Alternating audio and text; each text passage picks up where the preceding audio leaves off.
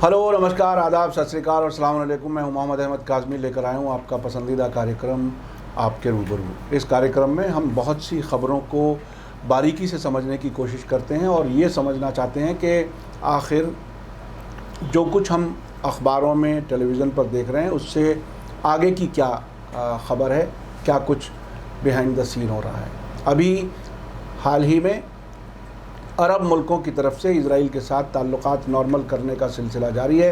अब तक बहरीन और यूएई ने 15 सितंबर को डोनाल्ड ट्रंप की सरपरस्ती में, मैं कहूँगा, वाशिंगटन में नॉर्मलाइजेशन के समझौते पर दस्तखत कर दिए हैं इजराइल के साथ। अब एक ताज़ा वाक़या आया है सामने, वो ये कि ख़ुद इजराइल की स्ट्रेटेजिक अफेयर्स मिनिस्ट्री ने एक सर्वे कराया है अरब सोशल मीडिया का। उसमें ये बताया गया है कि 90% अरब लोग इस नॉर्मलाइजेशन के ख़िलाफ़ हैं।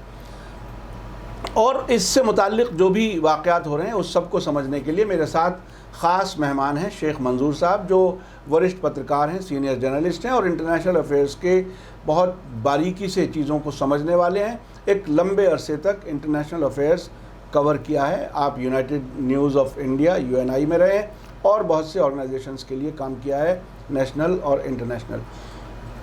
शेख मंजूर साहब, वेलकम है आपका मीडिया स्टार वर्ल्ड में। आप ये बताइए कि ये जो नॉर्मलाइजेशन का प्रोसेस है, इसको आप किस तरह से देख रहे हैं? हुकूमतों के फ़ैसले में और आवाम के फ़ैसले में बहुत फ़र्क है, ये बात सर्वे से सामने आई है। आप कैसे देखते हैं? देखिए, ये बात सही है कि जो हुकूमतें फ़ैसला ले रही है उसके साथ आवाम का नहीं है, वो उसके साथ नहीं है।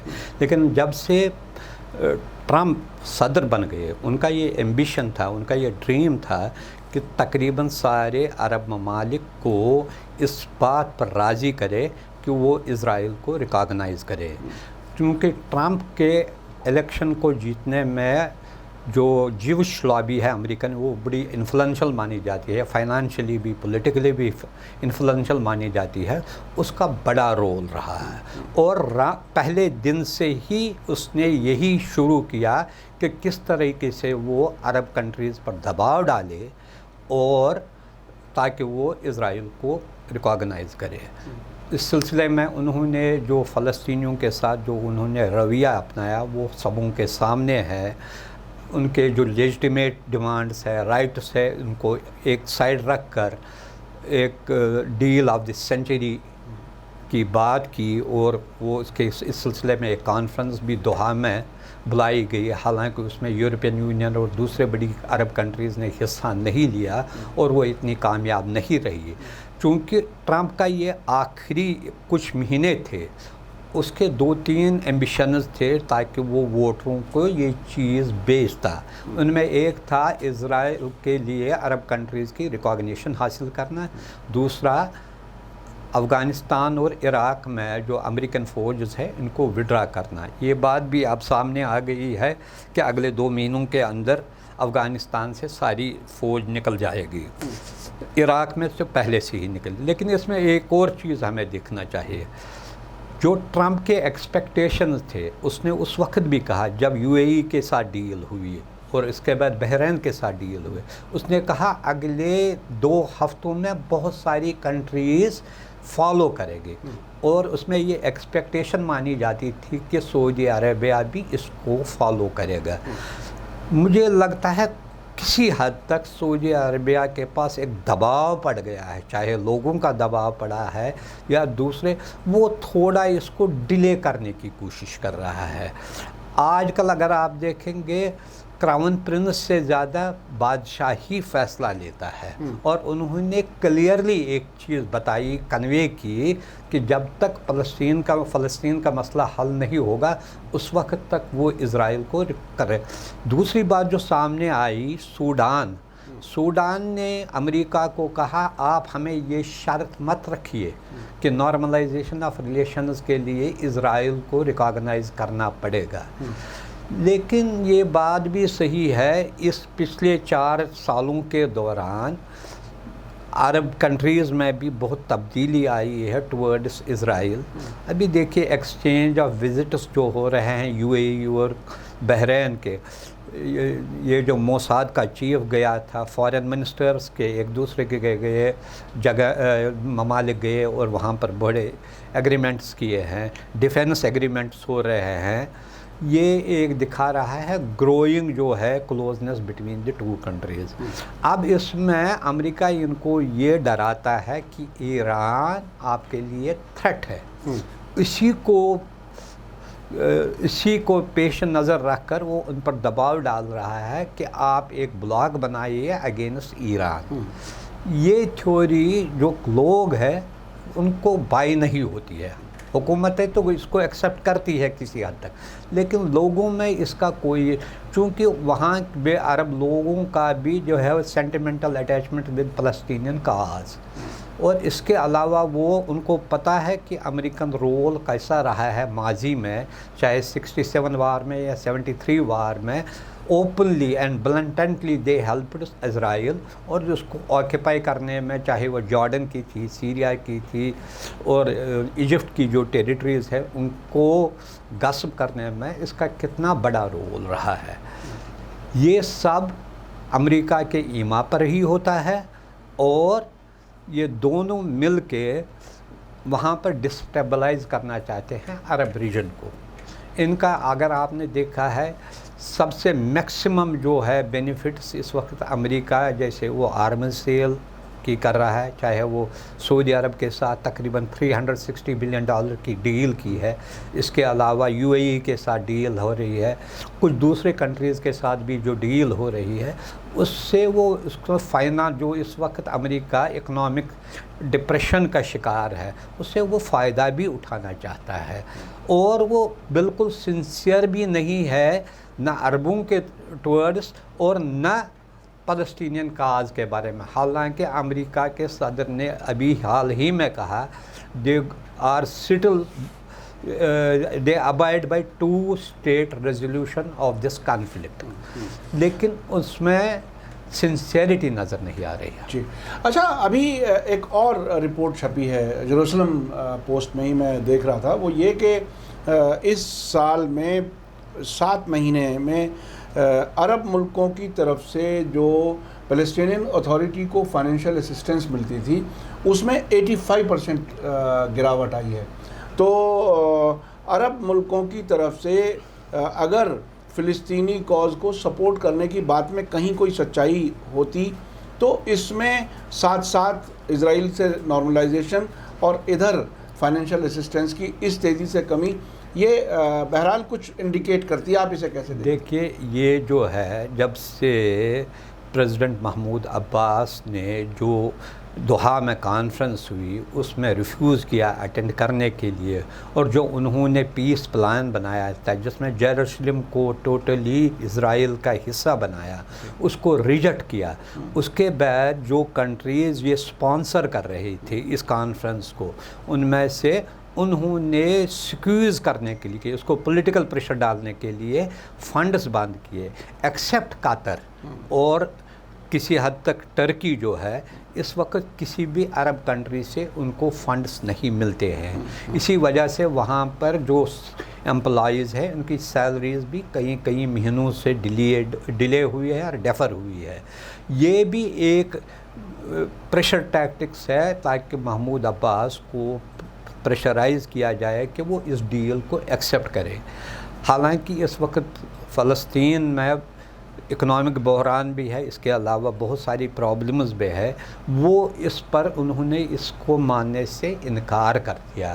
اور ان میں ایک اچھی جو بات ہو رہی ہے اس وقت حماس اور فتح گروپ کے درمیان جو ریپروچمنٹ کی بات ہو رہی ہے، وہ لگ رہا ہے اس وقت سنسیئر اور جینیون ایفرٹس ہو رہے ہیں ٹورڈس یونٹی.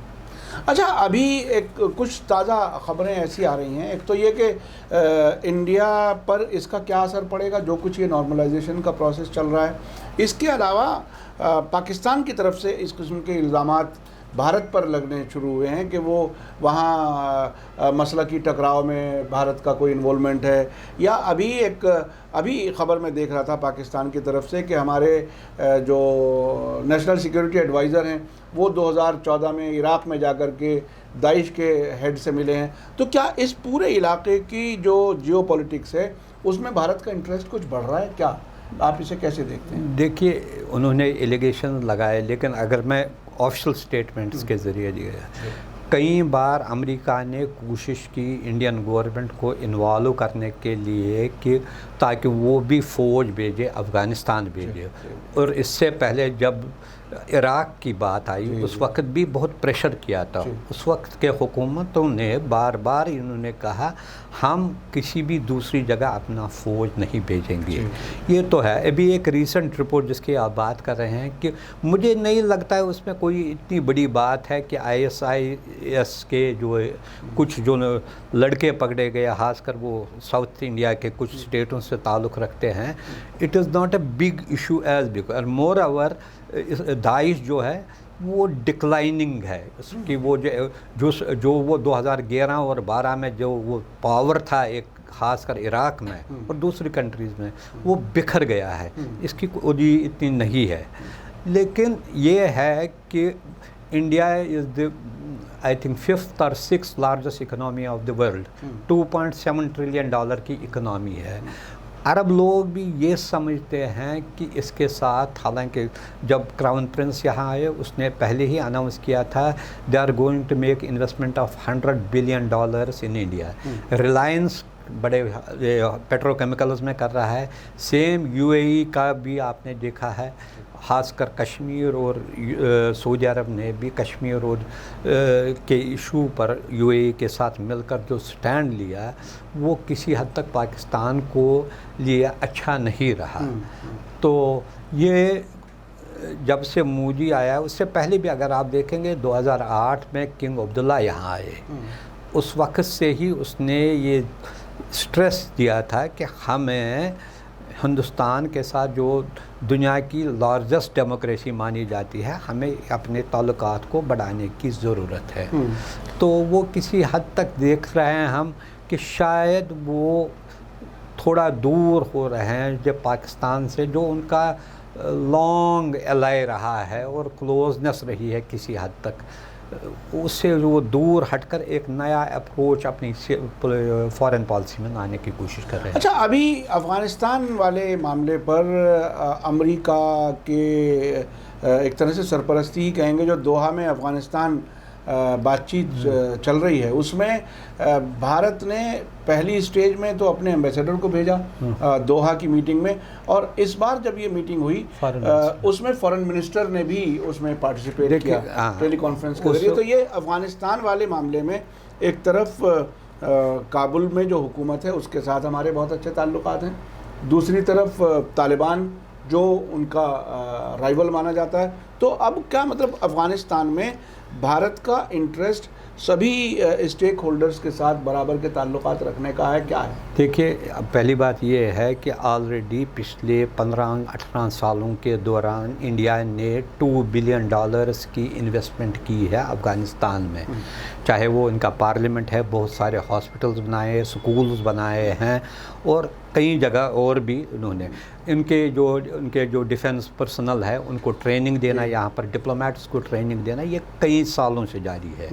اب جو یہ ہے اس وقت یہ جو امریکہ نے انسسٹ کیا انڈیا کو کہ وہ فارن منسٹر کی لیول پر دوحہ کانفرنس میں پارٹیسپیٹ کرے. لیکن ساتھ ہی یہ جو ہے، جب امریکہ جو کچھ سال پہلے طالبان کو ایک ٹیررسٹ آرگنائزیشن ڈکلیئر کیا تھا، اب انہی کے ساتھ انہی کے ٹیبل پر بیٹھ کر بات چیت کے لیے تیار ہے.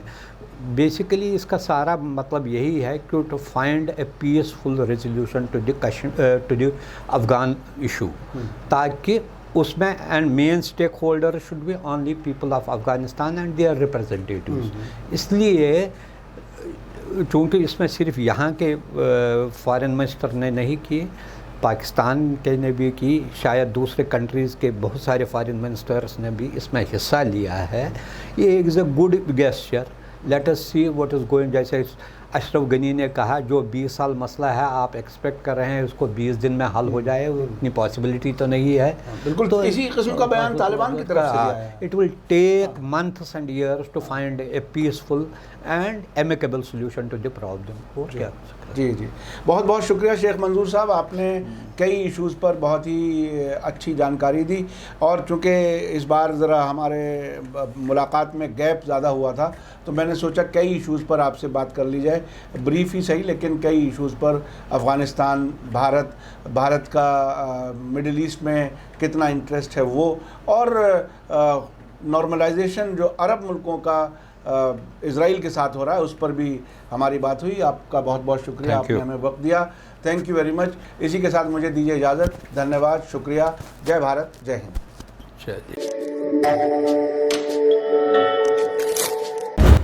میڈیا اسٹار ورلڈ کے اور ویڈیو دیکھنے کے لیے ہمارے چینل کو سبسکرائب کریں اور سیدھے نوٹیفیکیشن پانے کے لیے بیل آئیکن دبائیں.